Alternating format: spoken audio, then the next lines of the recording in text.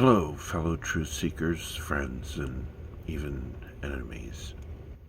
I want to take a few minutes and help you learn of the original dividing line between the forces that are inspiring us to ourselves and the dark side, evil, and those who fight for the light, for what is right. The average person lifting each other up, uh, yet not in a totalitarian manner. We each have that freedom and sovereignty that was recognized in the U.S. Constitution, let's face it, that is the final bulwark against the evil. And it's a really intense moment that we are at the cusp of uh, an actual kinetic event, as they would say. It's not a laughing matter, but it is going to be such an event, the way that we've been led to believe it, that would catastrophically affect the very sinews of our civilization.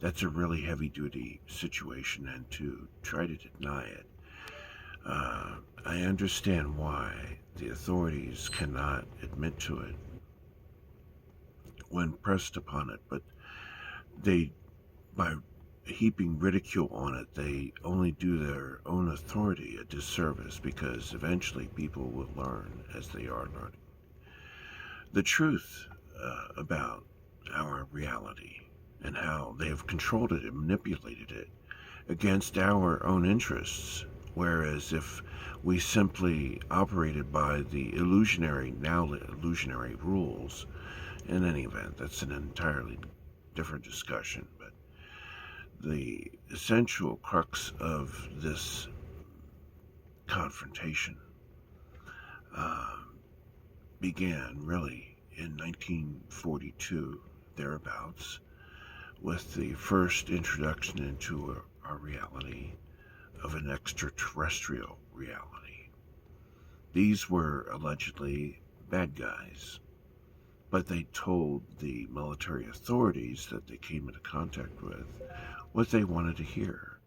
And this is how that information was supposedly transmitted from these first extraterrestrials. Um, and the authorities at that time, they went to the expense of creating a half a dozen, apparently, clones, zygotes, of what became George W. Bush. But again, that's a digression to go into the particulars of that. The point is that they had that information since then, and those who are of their persuasion, the dark side, who allow themselves to be corrupted into this system, which is against the interests of the average person and the liberties and freedoms that they've enjoyed, sometimes taking for granted over the past 200 plus years. And that dividing line was broken or established, as I said, in early 1942.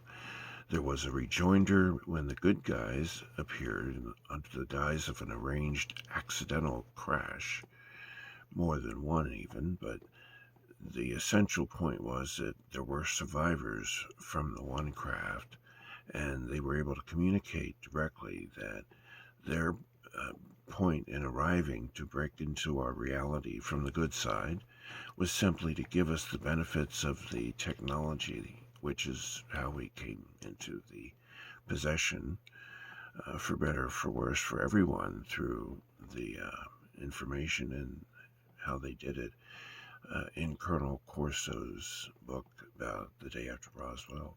Again, another digression, but the point is that at that time, what became the totalitarian state that is desperately trying to maintain their power and authority over us was arranged at that time with the knowledge of that information, and those that have been aware of it have been able to benefit by it, and to the detriment of the rest of us.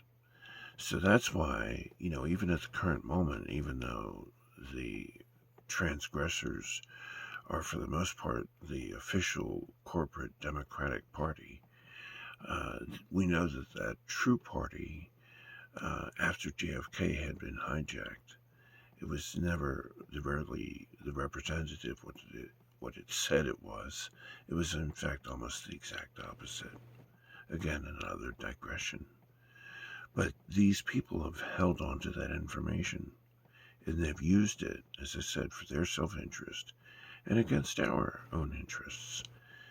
And people need to take a few moments and realize, have the humility to say, maybe I was backing the wrong ideology. Don't be so wedded to that ideology. And I'm speaking to people of both liberal and conservative persuasion, because it's not about that.